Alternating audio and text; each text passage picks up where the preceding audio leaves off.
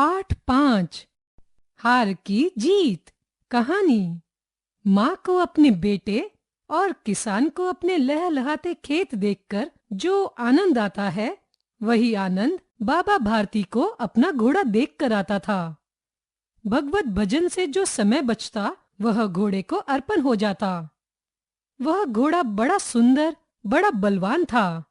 उसके जोड़ का घोड़ा सारे इलाके में न था। बाबा भारती उसे सुल्तान कहकर पुकारते, अपने हाथ से खरहरा करते, खुद दाना खिलाते और उसे देख देख कर प्रसन्न होते थे। उन्होंने अपना सब कुछ छोड़ दिया था, यहाँ तक कि उन्हें नगर के जीवन से भी घृणा थी।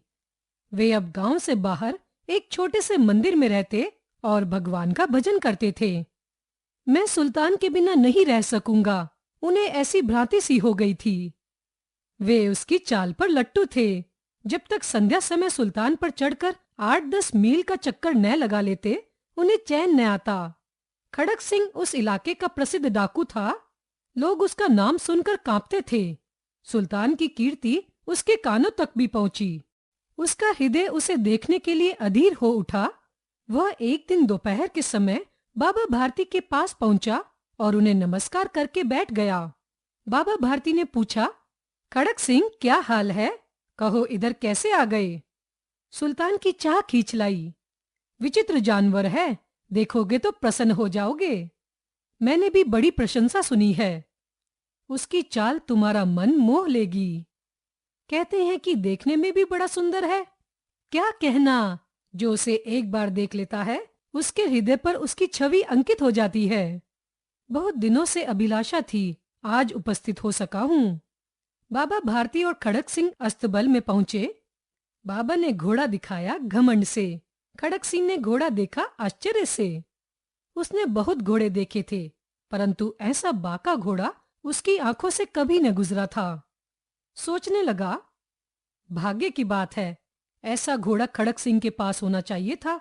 इस साधु को ऐसी चीजों से क्या लाभ? कुछ देर आश्चर्य से चुपचाप खड़ा रहा। इसके पश्चात उसके हृदय में हलचल होने लगी। बालकों की सी अधीरता से बोला, परंतु बाबाजी, इसकी चाल न देखी तो क्या देखा? बाबाजी भी मनुष्य ही थे। अपनी वस्तु की प्रशंसा दूसरे के मुख से सुनने के लिए उनका हृदय अधीर हो गया। घोड़े को खोलकर बाहर गए। घोड़ा वायु के वेग से दौड़ने लगा। उसकी चाल देखकर खड़क सिंह के हृदय पर सांप लौट गया। वह डाकू था और जो वस्तु उसे पसंद आ जाए, उस पर वह अपना अधिकार समझता था। उसके पास बाहुबल था और आदमी थे। जाते जाते उसने कहा, बाबाजी, मैं यह घोड़ा आपके पास न रहने दूंगा। बाबा भारती डर गए। अब उन्हें रात को नींद न आती। सारी रात अस्तबल की रखवाली में कटने लगी। प्रति क्षण खड़क सिंह का भय लगा रहता, परंतु कई मास बीत गए, वह न आया। यहाँ तक कि बाबा भारती कुछ असावधान हो गए और इस भय को स्वप्न के भय की तरह मिथ्या समझने लगे।